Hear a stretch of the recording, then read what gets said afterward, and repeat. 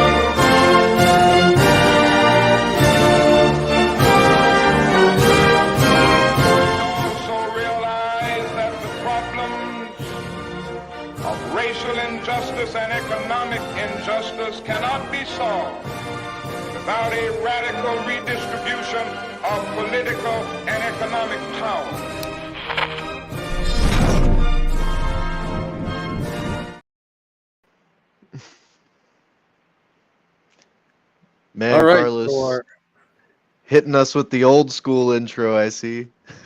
Yes.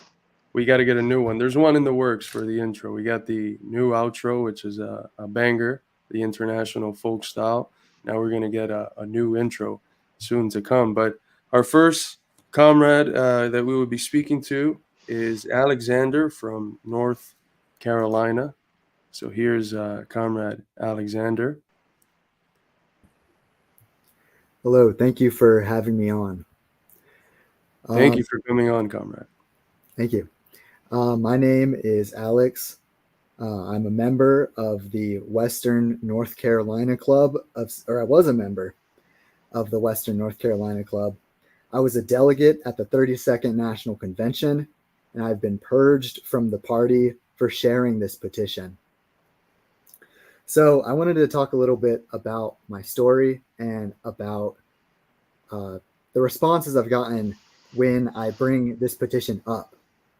So I first got sent this petition a while back from a comrade that I had met at the convention. I read it over and I brought it to members in my club about signing it. I was told that it was unconstitutional and that I could talk to my regional coordinator if I wanted to find out why. So I did talk with them. I did have that talk. And they said that the petition violated Article 2, Section 3 of the Constitution. That's what they said. Article 2, Section 3, I don't know if y'all are aware, but the part that they were referring to is about disagreements with higher bodies. If you disagree with the decision, then you're not allowed to speak it as you appeal it. And that's not at all what the petition is about. The petition isn't disagreeing with any decision. It's asking for a special convention, which is explicitly protected in Article 6, Section 4. Mm-hmm. So it's incorrect to say that it's unconstitutional. I then asked for my regional coordinator to bring the petition to the national committee. And they told me that they're not able to do that because it had already been declared as factional by the National Party co-chairs and that they agreed with it. Yeah. But even then, I kept persisting in my club that we need to sign the petition as a club, because if you sign it as a club, it'll hold more weight when you bring it to your district. Mhm. That was the thought process for that. Yeah, just quick to interject. If I understand correctly, the process for a special convention, if a single district was to sign on to this petition and forward it and say that they want it disseminated to every other district in the party, that's part of calling for a special convention, isn't it? Absolutely. If our district passes it or passed it on the district level, it would be forwarded to every other district in the country.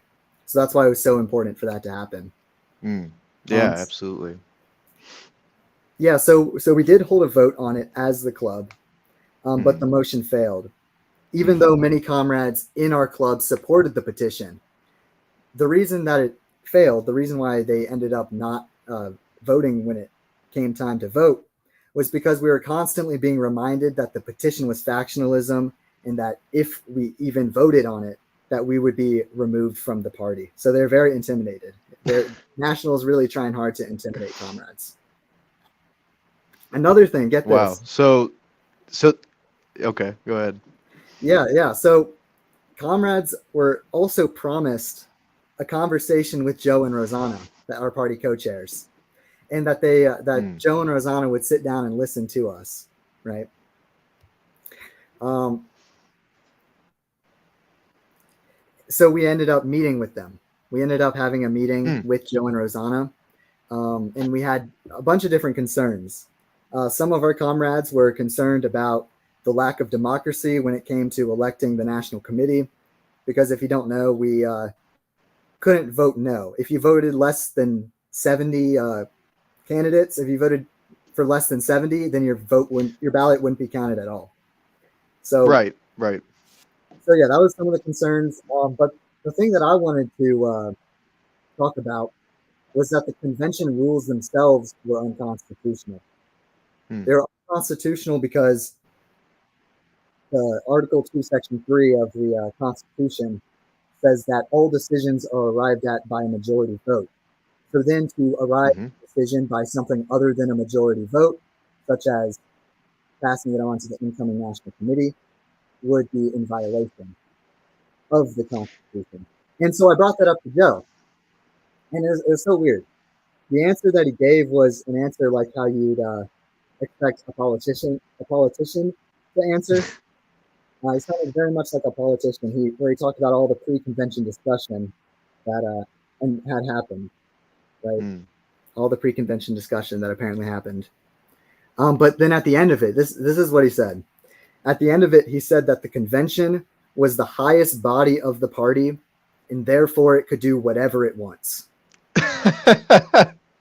So he said his defense, if I'm understanding that, is that the convention can break the Constitution. Yes, that's exactly what it sounded like to me.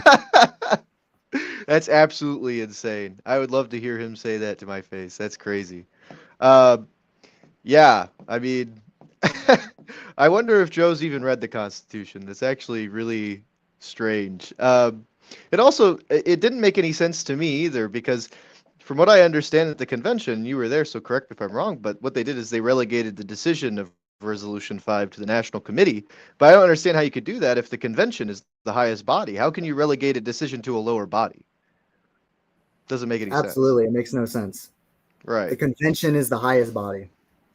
To me, it kind of seems like Joe didn't get what he wanted, so maybe he's a little scared, and he knows he packed the house well with the national committee. So, like you said, you can't even vote really. I mean, there's what was it, 87 people, 86, something like that, for the national committee were forwarded, and you had to vote a minimum of 70 of them. That's right. Yeah, that's not how an election works.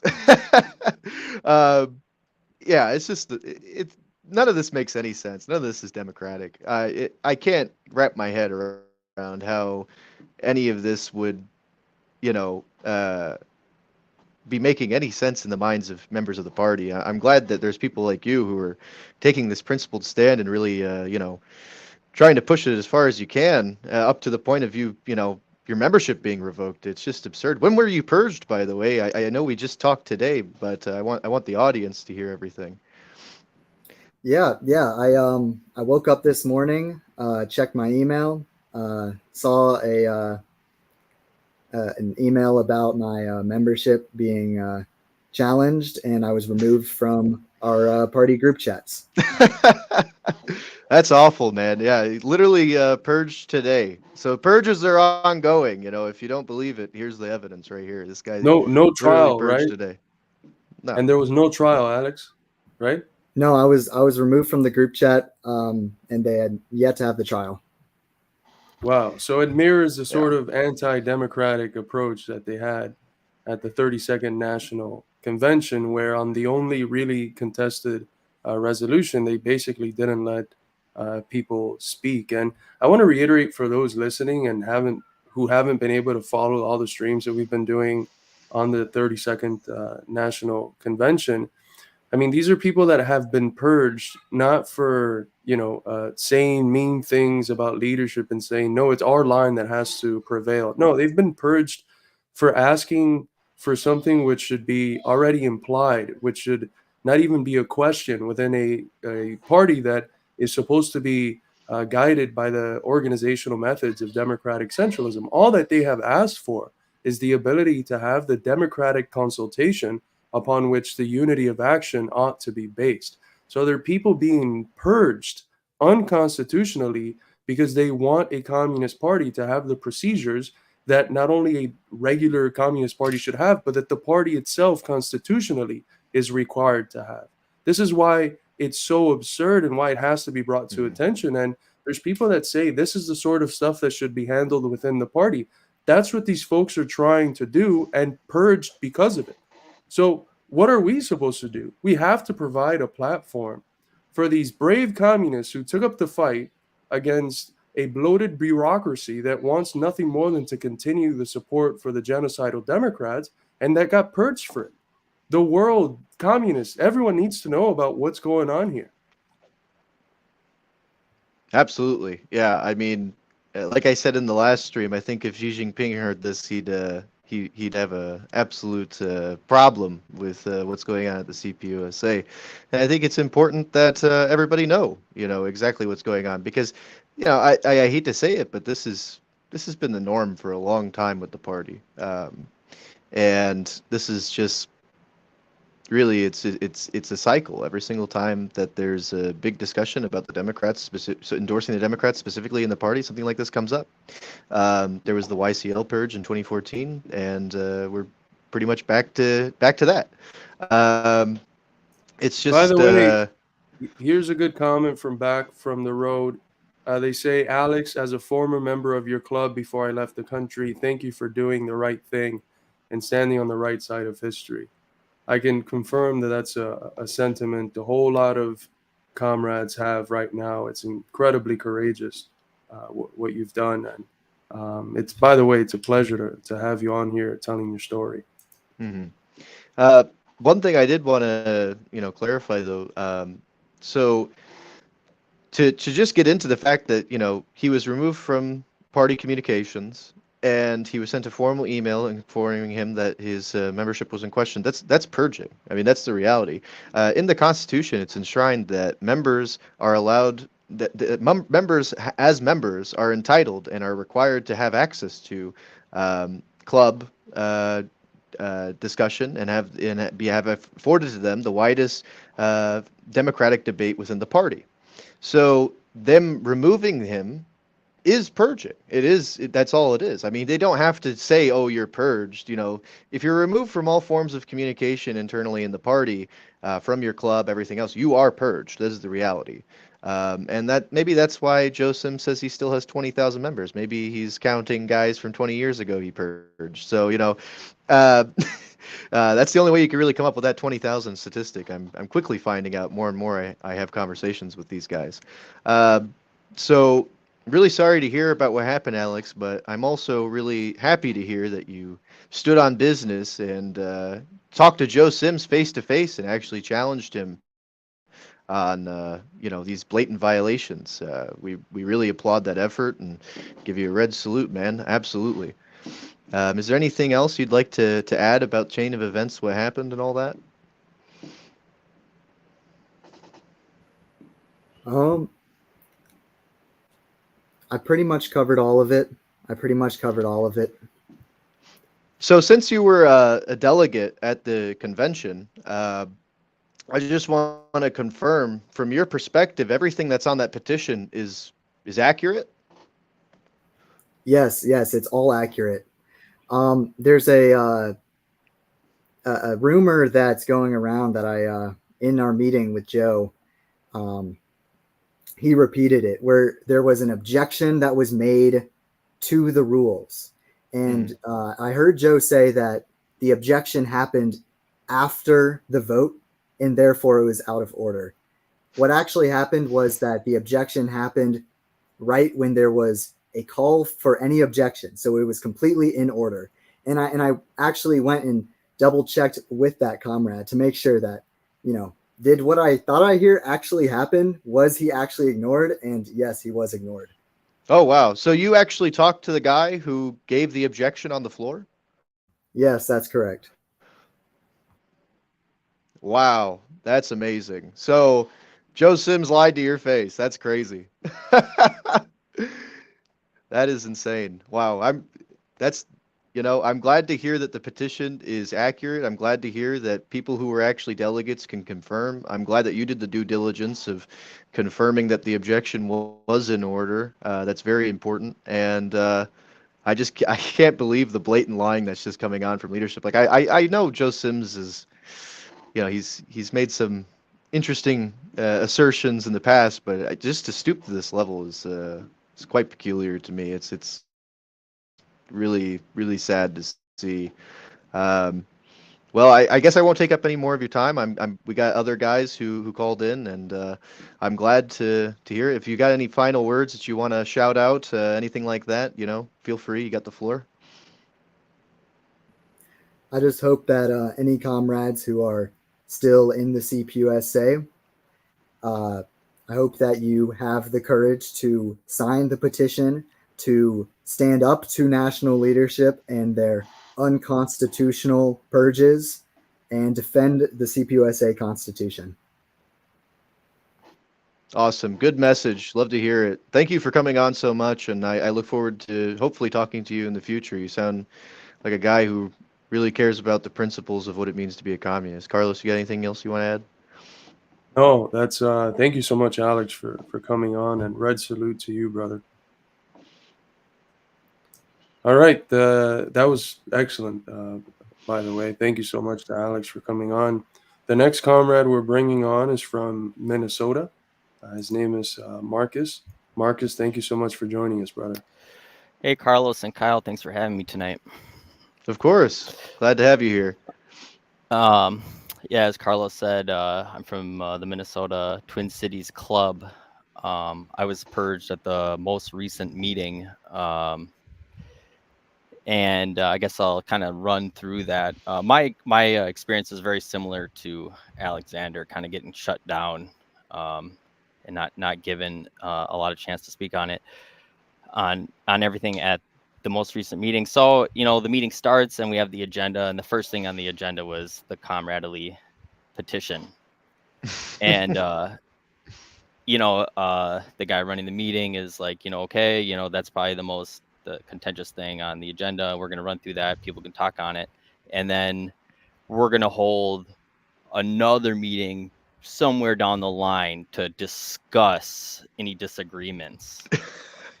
and then we'll run down the agenda for the rest of the meeting. And I was like, whatever. So I instantly raised my hand, given the opportunity, and spoke that when I saw the comradely petition, I signed it. I signed it immediately. I thought that was not that I thought, but I knew it was the principled communist thing to do, and that I thought everyone in my club or the entire CPUSA should be signing it. Mm-hmm. And and I'm looking. There's probably like 15 plus people at the meeting, and I'm trying to make eye contact with everyone as I'm speaking. People are avoiding my my gaze, and kind of just like these blank stares, just uninterested. Mm. So I said my piece, and then other comrades spoke about it. Maybe like 3 or 4 other people spoke, and they all just kind of spoke at me on how we need to. It wasn't that they disagreed with the comradely petition. They of course agreed with the party line, but they were telling me, they're speaking at me on why that what I did was wrong. And why, like, we need to vote for Biden because we need to defeat MAGA. That the whole thing that we should be doing in CPUSA is to defeat MAGA. MAGA is everything we should be focused on. Mm.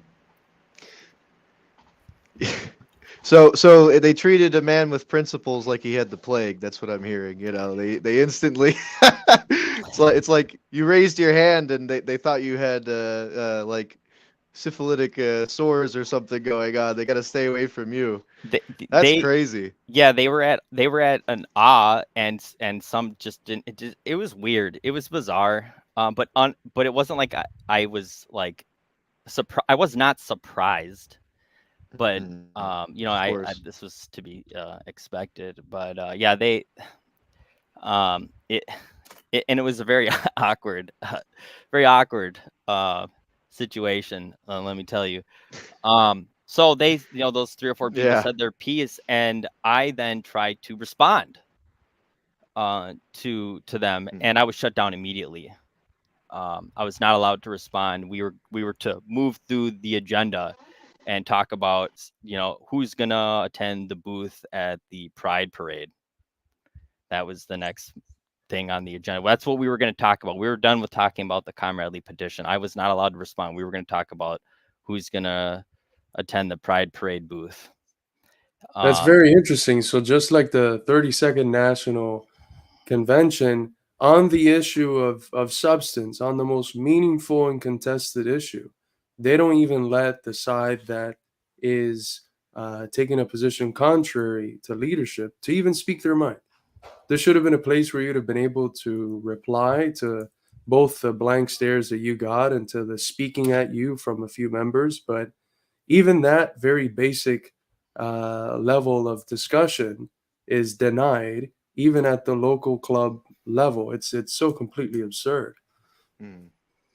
Yeah, exactly. And but I tried, you know, I tried to continue with my point, and they were shutting me down. And at this point, they're getting a little irritated with me.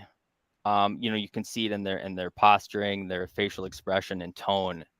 And I kind of just, you know, well, the meeting still continues, and there will be more opportunity. And the meeting continues with the agenda and whatever. And I gotta, you know, say I was calm and collected. I was calm and collected. It wasn't raising my voice. I wasn't being rude at all. I was doing exactly as you should. And so the rest of the agenda goes on, and it was kind of getting towards the rear end of the meeting, and I was like, you know, hey, okay, I want to talk about the comradely petition. And you know, there's more things I wanted to bring up on, and they were shutting it down. And I was trying to, you know, talk about, well, a vote, you know, voting for the Democrats is kind of like a vote for genocide in Palestine, a vote for giving Nazis in Ukraine billions of dollars, to the tune of $200 billion. And they did not like me saying that. They were pissed. They don't tend to like the truth. They yeah, they were. Now they're getting a little more upset, and they shut me down again, and I wasn't allowed to speak. And so then they're running through this stuff, and then they make a motion on. So I was like, I forced like a motion on, you know, because they said, comrade, you'll have an opportunity to talk about this down the line. And I was like, now is the time. This is what we're gathered here for. It's the number one item on the agenda today. Let's talk about it. Let's talk about it. No, we're going to talk about it in a couple weeks or what. I'm like, couple weeks, man. You're not even giving me a solid timeline. There's no concrete timeline. We're here to talk about. Let's talk about it. Right. And then they make a motion to talk about it, but they put within the motion that we're not actually going to bring up Resolution 5, which is the purpose of the comradely petition. So that means we can't actually talk about it. And so That's so absurd. Yeah, which I thought was kind of funny. I'm like internally giggling to myself. Maybe a smile did creep across my face. I didn't realize, because it was kind of comedic. It was like an SNL skit almost. And it's funny because Resolution 5 is really like what they should want to talk about it when they talk about it, because what's left to talk about? The constitutional violations, like yeah, exactly. And so now, like, if we were to come back to this in 2 or 3 weeks or a month or 6 months, whenever this conversation would carry on to, but we wouldn't be allowed to talk about Resolution 5, which defeats the purpose. So yeah, of course. So then I'm like, oh my God, I gotta buckle in. I gotta dial in here and keep talking about it. And they're really getting upset. Now they're cussing me out. Who the fuck are you? Who the fuck are you? And one guy says, well, you want to talk about it? We'll go get a beer sometime and talk about it. Which is like, what are you talking, bro? Like, what does that have to do with what we're doing here? I don't want to. Another guy gets up. He walks around the table and he touches me. He taps my shoulder like, hey, come on, let's go outside and talk about it. I'm like, bro, don't touch me. Don't touch me. and he's like, I'm like, what are you doing? And he's like, I'm trying to get you, like, let's go outside and hug it out. I was like, I don't want to hug it out. I don't want to get a beer. I want to talk about Resolution 5 and the comradely petition. These people are just so deeply unserious. That's insane. What doesn't make sense to me is they put it on the agenda. I mean, I was in the party. I know when you have something on the agenda, you talk about it. You let it run its course. How do you put it on the agenda, let people decide they want to speak on it? It's almost like they set you up. Like it's almost like they wanted people to say, "Oh yeah, I want to talk about that," and they're like, "All right, well, we know who to purge now. We'll have the official vote to say we followed procedure next meeting after we purge all the guys who wanted to talk about it." Right. We're gonna talk about it in a couple of weeks. No, you're not. No, you're not. No. The reality is Kyle, that point you just made is so important. Because they knew what was coming after Marcus stood up and asked to discuss the petition. Yeah, we'll talk about it in a few weeks. What's going to happen in a few weeks? Well, that the person that wants to talk about it would have already been purged. Yeah. So, I mean, you couldn't get more anti-democratic and more anti-communist in terms of tactics than this. It's just utterly despicable. And for what? To continue supporting a party carrying out a genocide, sending hundreds of billions of dollars to doctrinaire Nazis in Ukraine to wage a proxy war against Russia that is tiptoeing us into a third world war with nuclear powers. I mean, are we serious here? This is so completely ridiculous, but it tells you something. When a general bourgeois state has to crack down on people, that means that the general public is sensitive to the message that's being censored. That's why it has to be censored. They have to ban us 7 times from TikTok because we're reaching millions with a Marxist-Leninist message and an anti-imperialist position in terms of geopolitics. That's scary for the powers that be. Within the party, it's the same thing.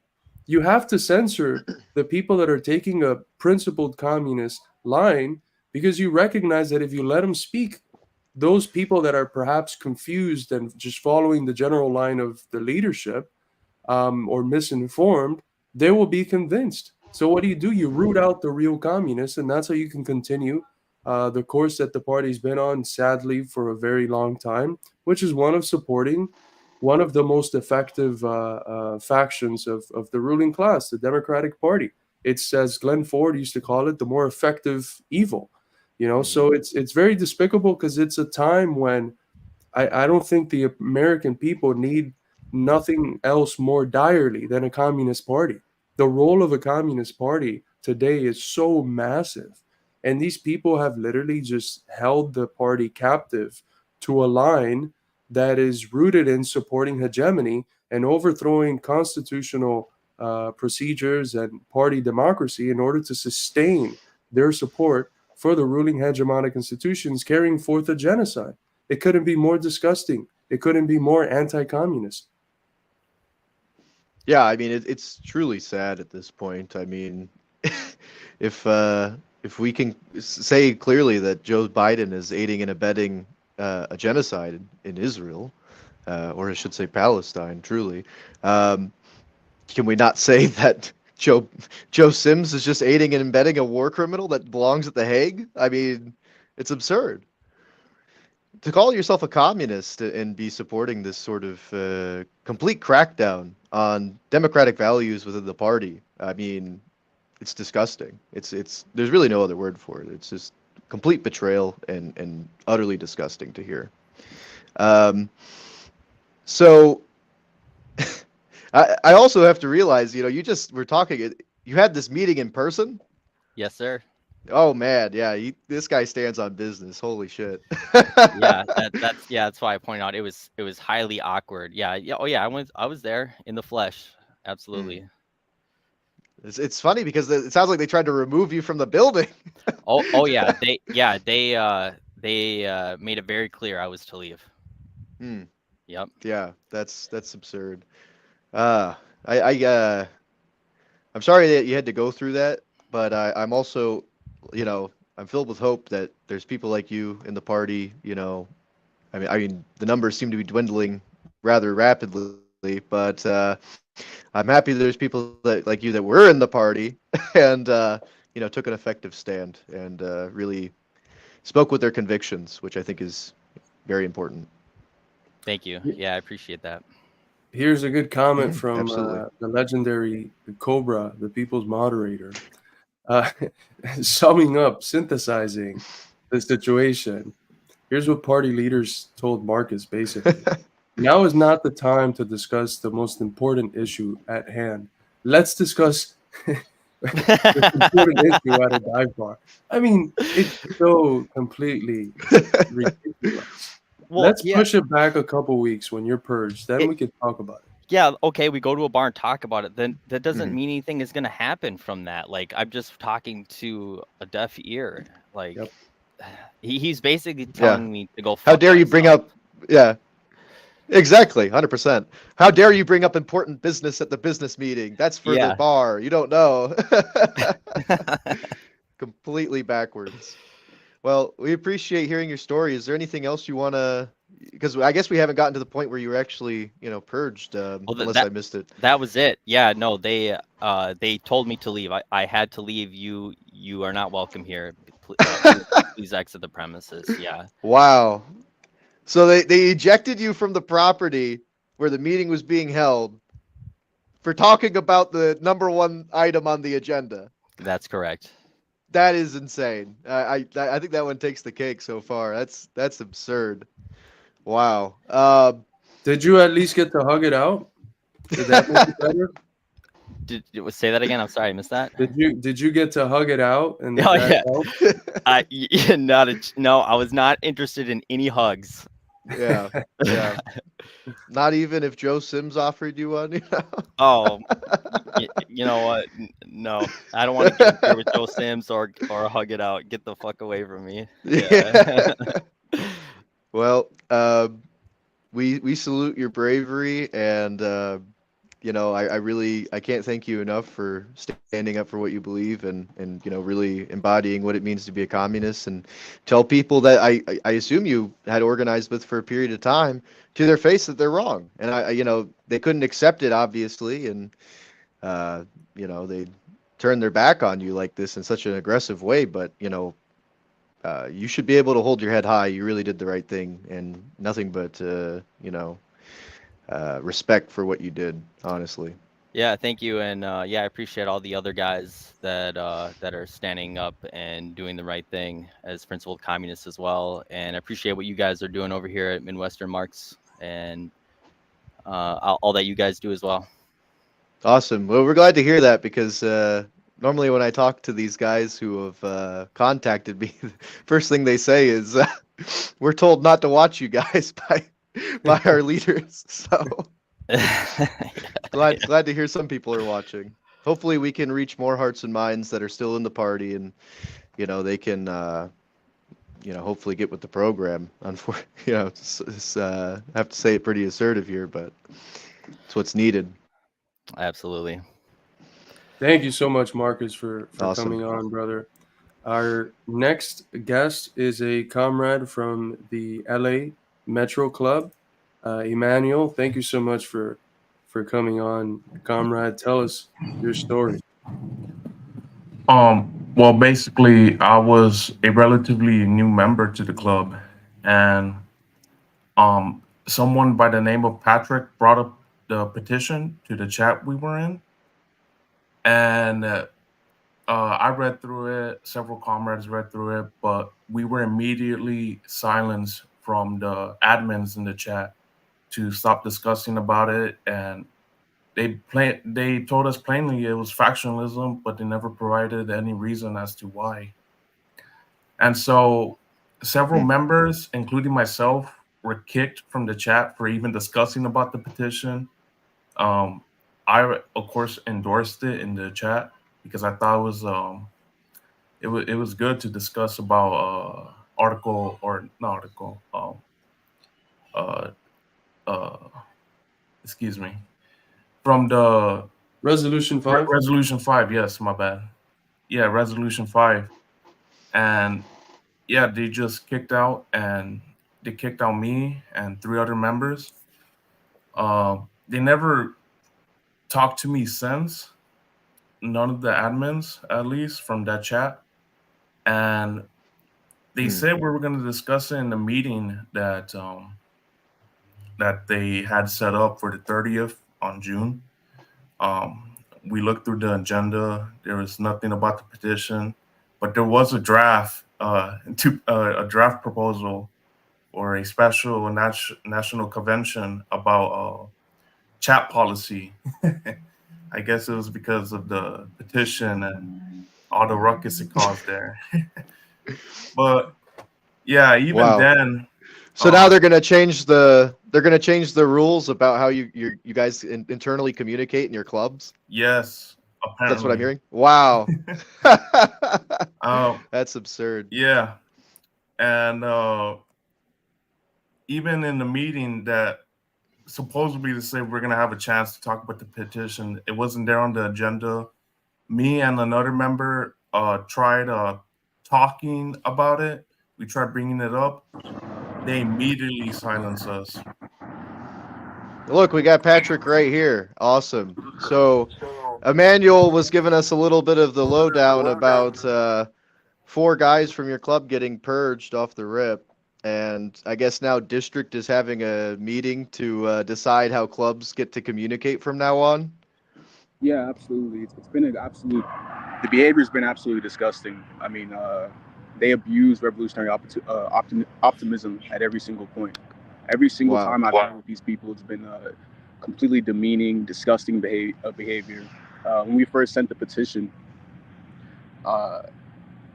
well, me personally, I've sent it out one time, right? And then other people jumped in and joined in. We took a vote, it passed, and it was a complete shutting down of opinion. Rosanna herself said that it couldn't be spread because of factionalism. They never gave any definitive argument. They never said anything that was substantial. All they did was just berate us and do all this other kind of weird tactics. And then eventually it culminated in us 4 of our comrades being expelled from the club. Wow.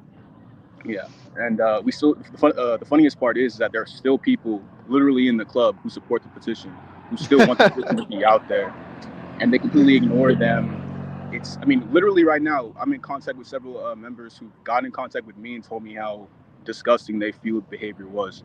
So how could it makes me very upset, man.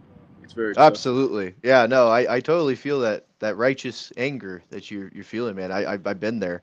When it comes to you have Rosanna is from the LA Metro Club, right? Like, this is her home club. Yes, she is.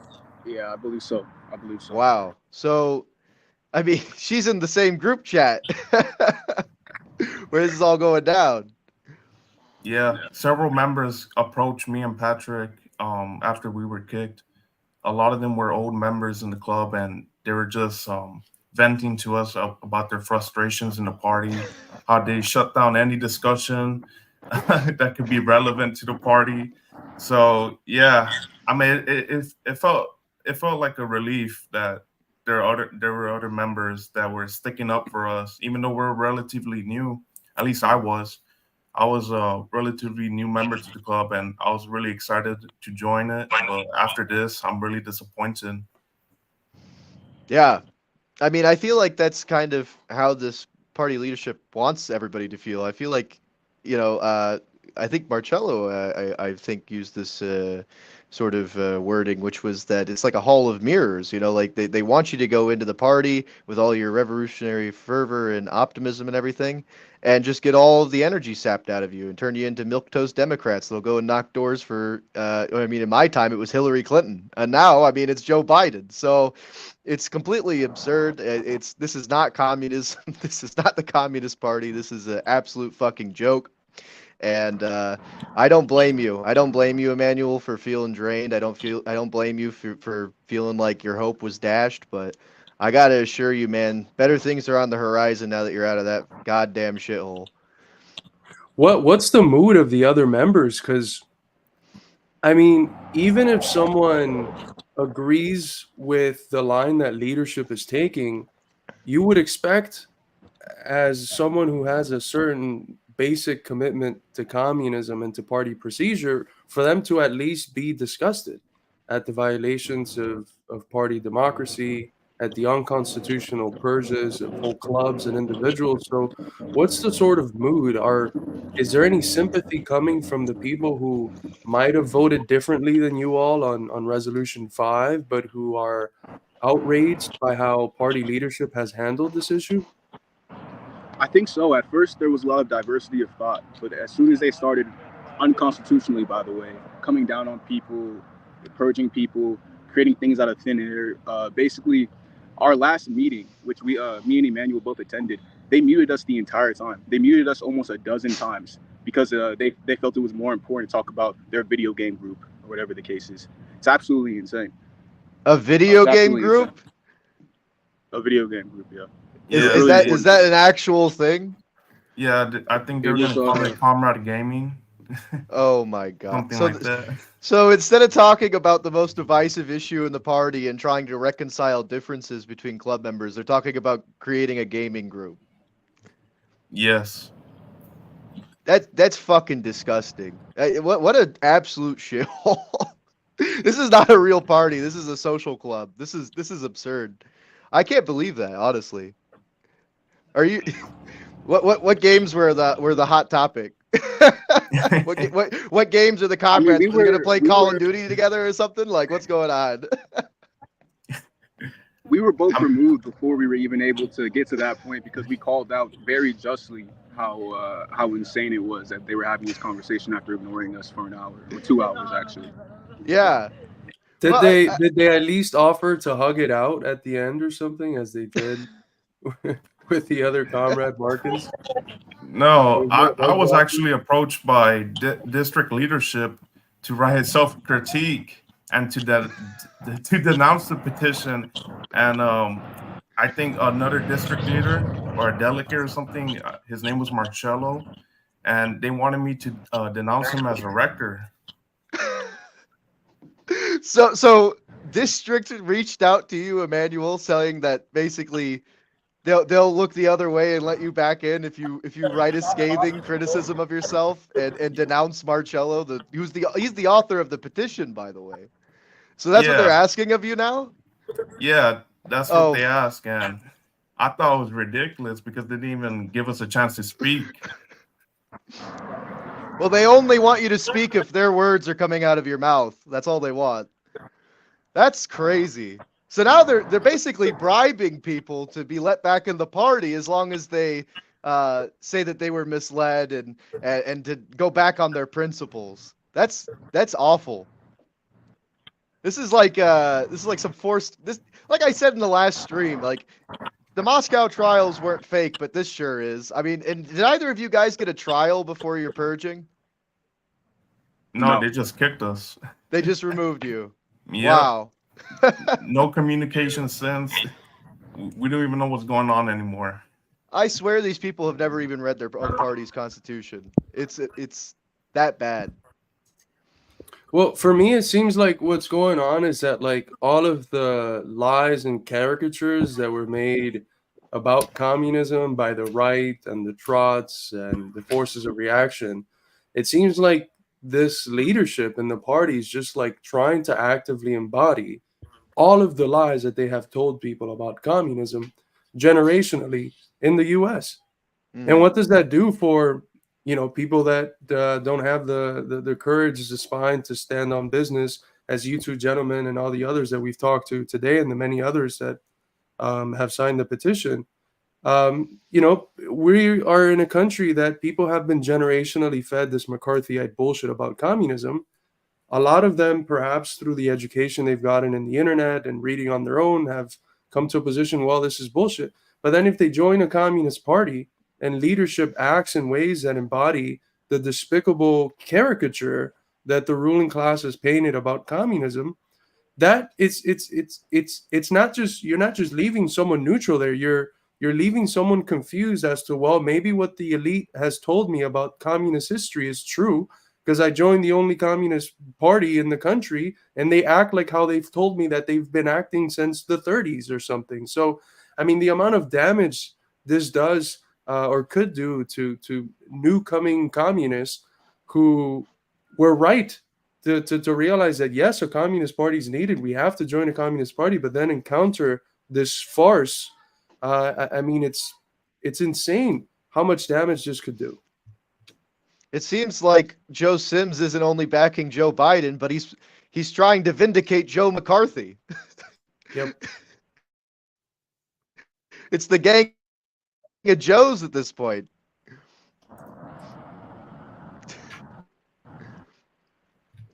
Comrades, is there anything else you'd like to tell us about this whole process? I mean, how do you feel? What are your thoughts going forward? Anything you'd like to close with or plug? I just think that what I've seen from the past couple of weeks from the party has been absolutely a disgrace to Marxism, Leninism, because I just don't understand how members in the club can't even speak on topics without the district leaders or the admins being quick to silence all discussion. It's just absolutely embarrassing. Yeah, I just want to say, for the people that supported the petition within the party, thank you. And for the people that were spineless, that hid, that did all this weird slandering of myself and many others, you're not a Marxist-Leninist. You are a coward. You are a social climber. You are a careerist. You are an opportunist. And you should be ashamed of yourself.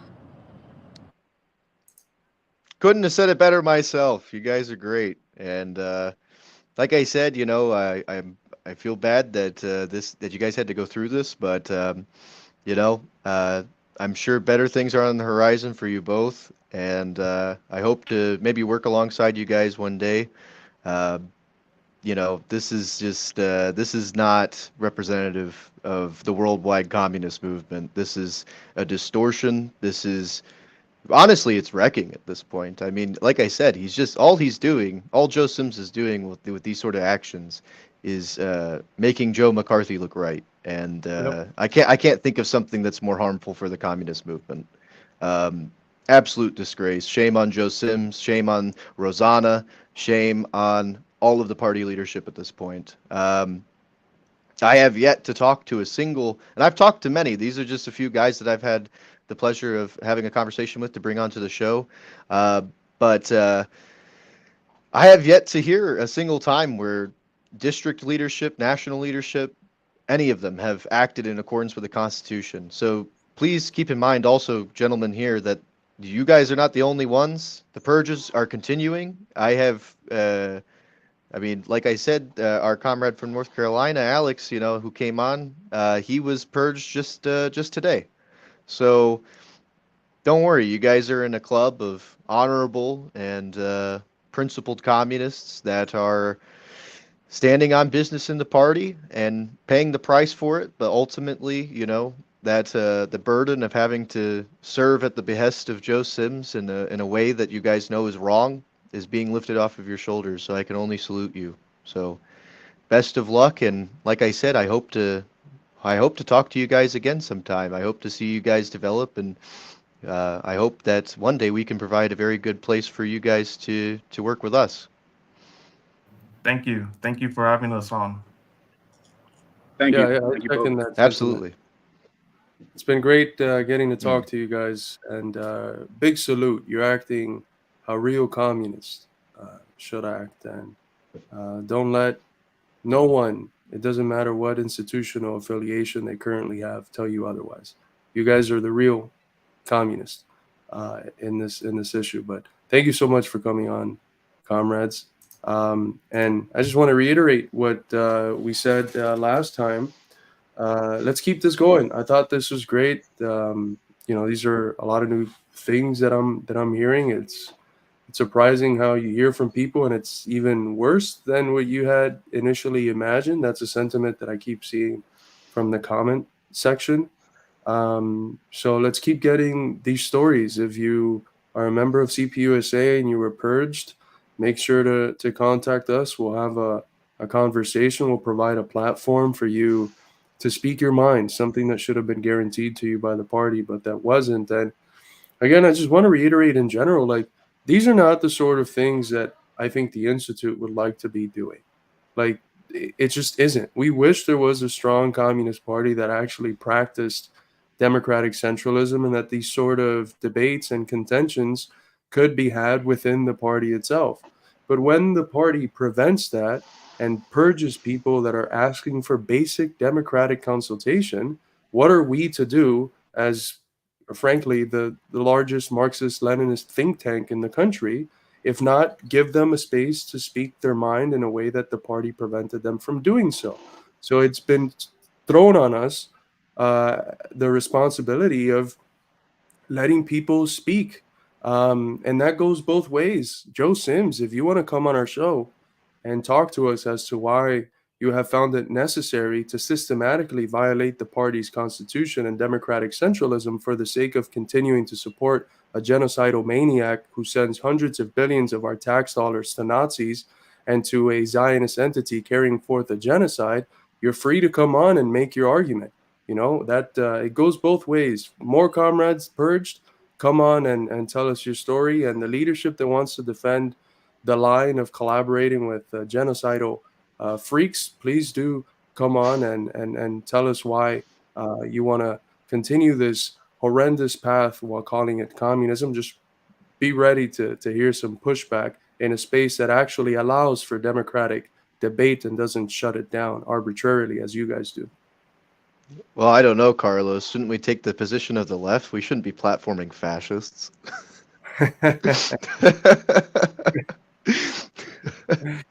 But jokes aside, absolutely. I mean, I would love to hear from Joe Sims. I don't see that happening, but this is your mess, Joe. You caused this. I don't know what else to tell you.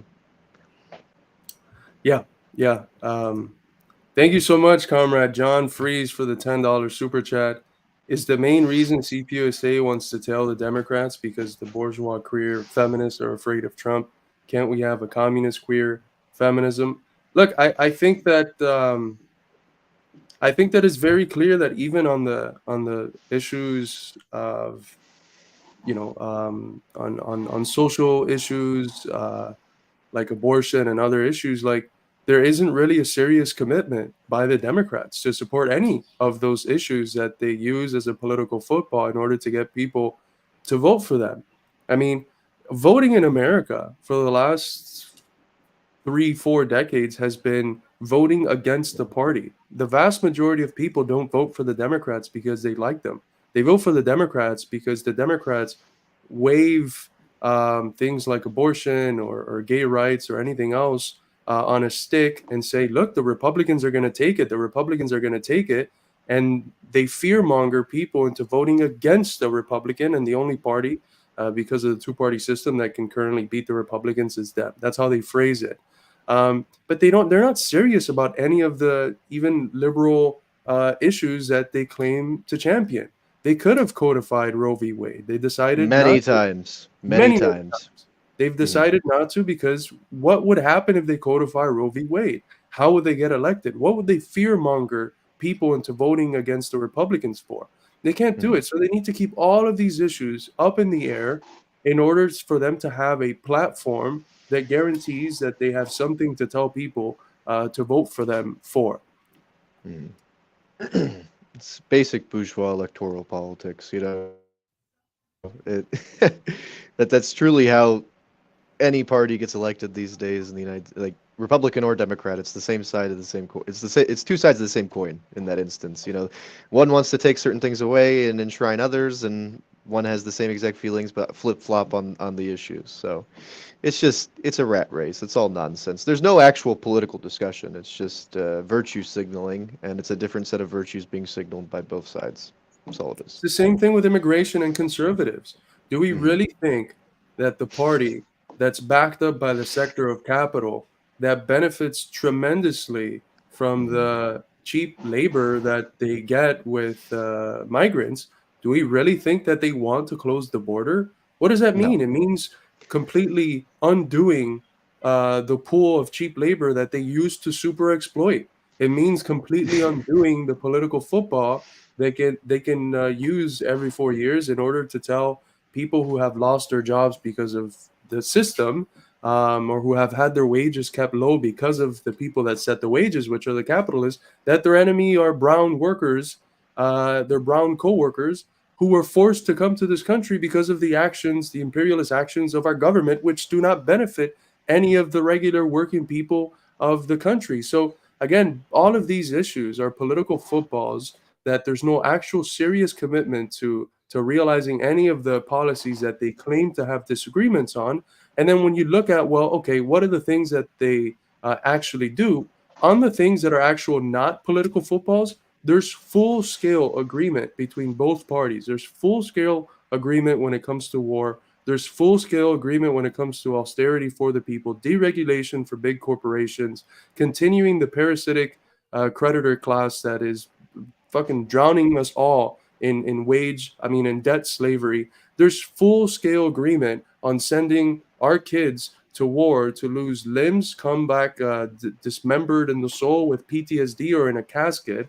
There's full-scale agreement from both sides in impoverishing and indebting the American people and in keeping us desperate and drugged up and consuming food that's filled with chemicals. There's full-scale agreement in keeping our lives shit and periodically sending us to war to kill people with tax dollars that could have been used to fix our decrepit infrastructure.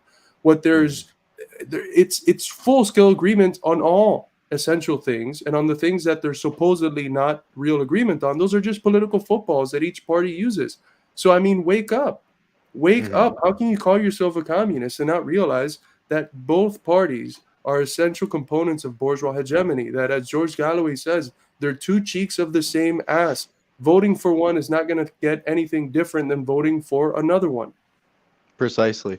Another thing I'd like to say, I hate to burst the bubble of our very, large Republican viewer base on this channel, but if you, I know that we're a little behind China, of course, and things like manufacturing and construction, but if China could build a hospital in one day, I'm pretty sure Donald Trump could have gotten a wall built in 4 years. I don't know. Just kind of thinking about it. I don't know. It's almost like it was already there. Exactly. Another one? You build another wall? With a wall on a wall? Like, it's so fucking stupid. It's just fear mongering on What is it that sides.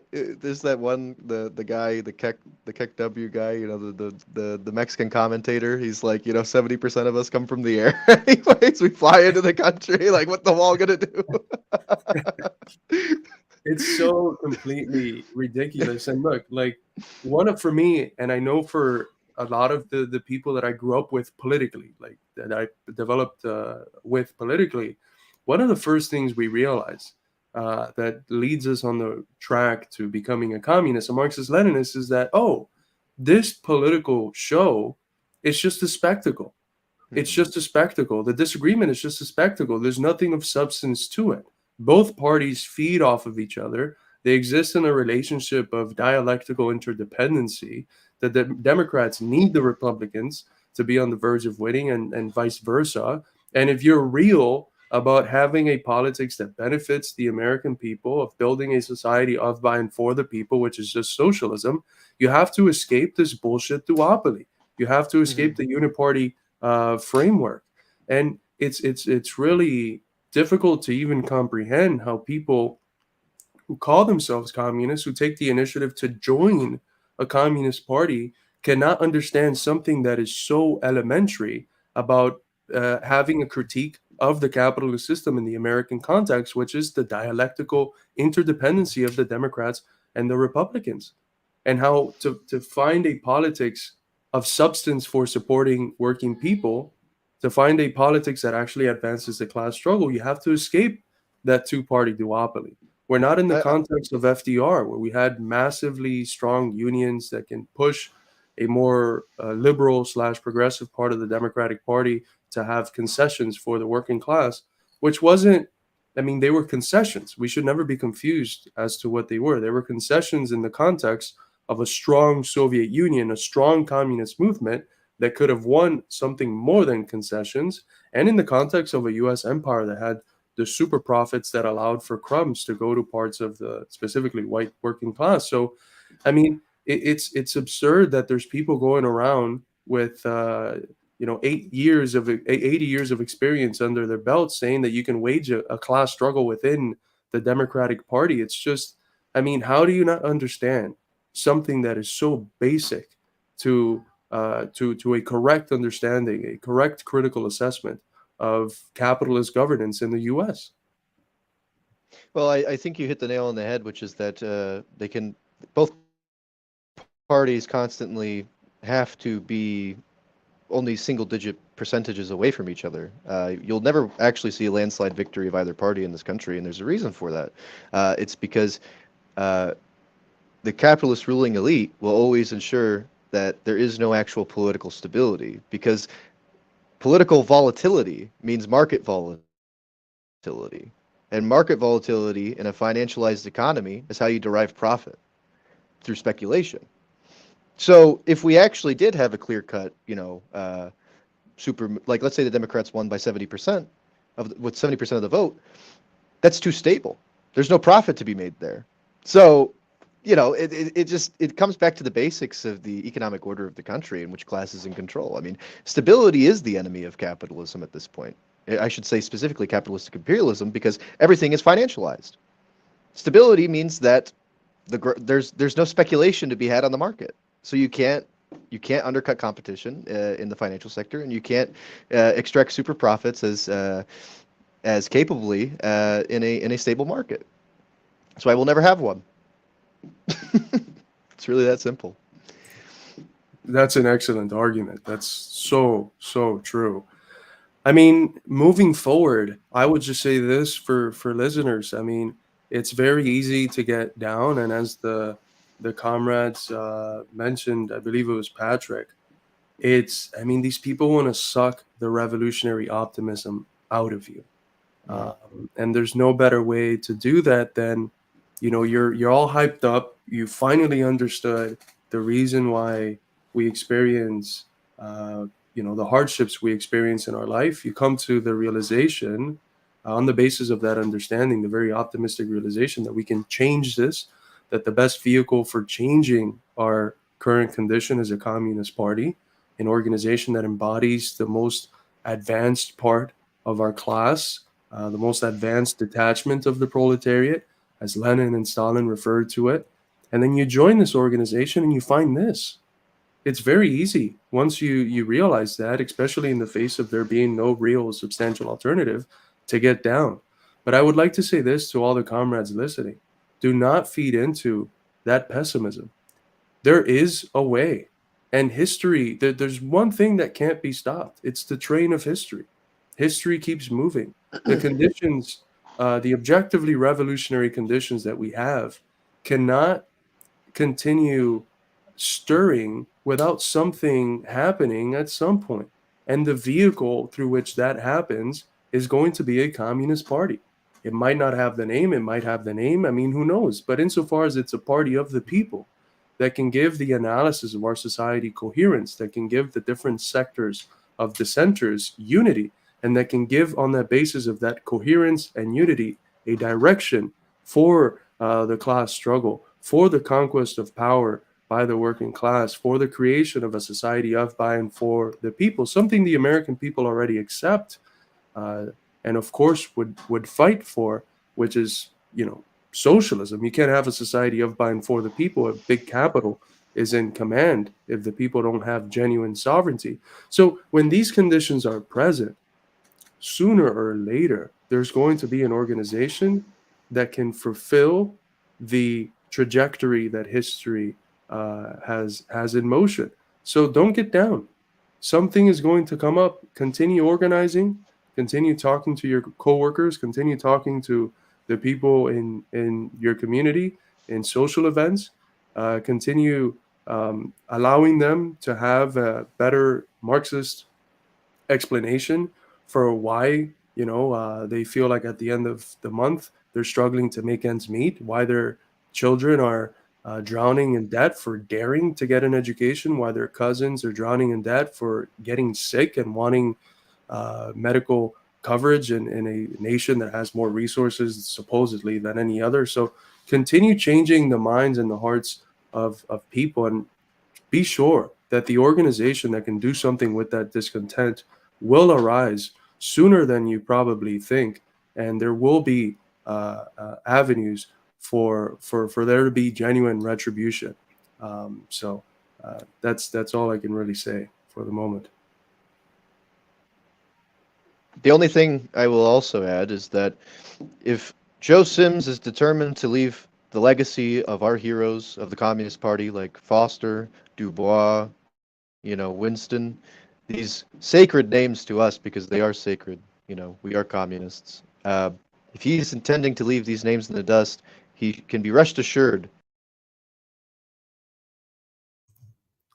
Oh, Kyle's signal fell. By the way, he's been without a computer. This is another thing. Like the level of resources that we operate with are, a fraction of a fraction, 1/1000 of what any of these organizations hold, and yet we're able, at least in the areas where you could have some level of comparison in terms of viewership, the changing of hearts and minds in these new spheres of social medias, which is the most important ideological field of our day. It's where people get their opinions. It's where the bourgeoisie invest resources, brainwashing people, manipulating them. In these fields, we've been a lot more successful than them with a fraction of the resources. Kyle's in our show tonight through his phone. So, because his computer literally blew up the other day. But finish your point, comrade. Yeah, Joe Sims got my computer, I guess. But no, what I was trying to say is that to piggyback off of what you were saying, this sort of optimistic message, if Joe Sims is determined to if Joe Sims is determined to leave the legacy of our Communist Party heroes like Foster and Dubois and Winston in the dirt, people will come along and pick up their banner, pick up the legacy of those individuals who gave their lives and dedicated it to the party, to the building of communism in the United States, and to the international communist movement. We will not be leaving our heroes martyred on the field. We will not allow people like Joe Sims to relegate them to the dustbins of history. These are truly, inspiring figures of history and of American history. We will be sure to carry on their legacy forward. That's beautifully said. I want to remind everyone before we go. I mean, the communist fights in a variety of temporalities. We're fighting, yes, for a future, we're fighting also for a present. We would like to be able to live in a present where we're not stressed out by debt and our wages not being enough to survive at the end of the month and pay bills. And, we're fighting for a future and a present, but we're also fighting for the past. We're fighting so that we can guarantee that those that came before us lost job opportunities, faced various forms of repression, sometimes even death, excommunication from the countries that they grew up with, like Bill Haywood, who had to die in Russia. He loved the Bolshevik Revolution, but he was American through and through. He would have liked to die in his own land and couldn't. Our struggle is so that these fights of those that are our forefathers and mothers, the people that came before us, so that their struggles don't die in vain. We're struggling so that we can also redefine the past. There's a temporality, there's a past component in our temporality that allows us to bring back and carry the spirit and rewrite our history, so that the history we get in our history books are not the histories of the exploiters and the oppressors, history books that ignore, distort, or domesticate the figures that stand in our tradition, but a real people's history, so that we can ensure that none of these struggles die in vain. So when a party that has been the institution, the organization that has given rise to wonderful minds of the working class, real, genuine, organic intellectuals like Winston, people like Foster, and many others, when that party is foregoing on its historic task, someone will pick up the banner and make sure that the struggles that someone like Winston faced, who was locked up for, as the kids would say, standing on business, who was beaten and mistreated so badly in prison that he literally lost his eyesight, and then famously proclaimed, "They may have taken my sight, but they will never take my vision." That vision that Joe Sims and the CPUSA leadership has tried to destroy, that vision that they have completely eliminated from re-emerging in the party, will emerge once again, and it will be victorious, because it's the vision that can stand in line with the trajectory of history. It's the vision that can function as what Hegel called the cunning of reason, the alignment of the wills of individuals and peoples and organizations with the general trajectory of history. And out of those who re-engage with this vision and see to it faithfully, you will have the emergence of American Lenins and American Maos, what Hegel called the heroes of the people. It's bound to happen sooner or later. The dialectical materialists, the Marxists, they're historical thinkers through and through. And it would be foolish of us to think that communist history has ended in a party that has seen the takeover, the usurpation, the coup of the substance of the party, the substantial liquidation of the party by the leadership. That's not the end of communist history in America. Let's also be clear, I through the stream talking to these comrades, I laugh, but I laugh because it's actually incredibly painful to hear. People died for this party. People died. People who were Communist Party members volunteered to go fight in Spain in the Lincoln Brigades. People in the Communist Party of the USA were locked up in prison, had their jobs stripped away from them, everything. People in this party, in its history, have given everything to proudly declare that they are a communist and to fight for a communist future in this country. And to think that the legacy of that, the brave men and women in our history who've paid the ultimate sacrifice for being a communist. Yeah, remember the Rosenbergs. I mean, there's countless. There's names we don't even know about, To think that has culminated in this misleadership of Joe Sims and the utter trepidation that he actually, and disdain that he engages in when it comes to matters of the party, it's disgusting. It's disgusting, and it honestly bothers me in my soul. It bothers me in my soul And I have nothing but disdain for the people who are treating the party in this way. I was in the party. I was disillusioned with the party. I joined the party when I was 18. I gave it my all, and I saw many of the same hurdles that are being exposed now, and I saw many of the same going-ons back then. There was a purge when I was in the party, and I don't think these things are forgivable. I really don't. I don't think trampling underfoot the legacy of a party that had had so many courageous people give their life's blood for it. It's not forgivable. It just simply isn't. It would be like forgiving Gorbachev, quite frankly. It's not permissible. I am really honestly lost for words for just how pathetic the Communist Party of the United States of America has actually become at this point. And it's not just for tailing the Democrats. It's not just for any of this. It really, I mean, to disregard the Constitution of your own party as the chairperson, as the co-chair, it's just unspeakable. It's truly barbarous. It's horrendous, and it's not acceptable. It's a stain not only on our history as American communists, and I'm sure it will be recorded as such in the history books, but it's a stain on the entire world communist movement. It's not even an exaggeration. I mean, it's just, this is a party of historical significance. It's a party of a rich history, and it's a party of the international movement, and it's a stain on all of those things to be engaging in this way. I couldn't agree more, brother. Thank you so much, Comrade Slava, for the $10 super sticker. I'll be joined with Slava and the comrades from the Revolution Report and the Chicago Workers' School the 13th of this month in Chicago, where I'll be presenting on my new book, Why We Need American Marxism, which is somewhere around here. Here we go. Make sure you get your copy if you haven't already. Midwestern Marx prices, as always. The paperback, $15.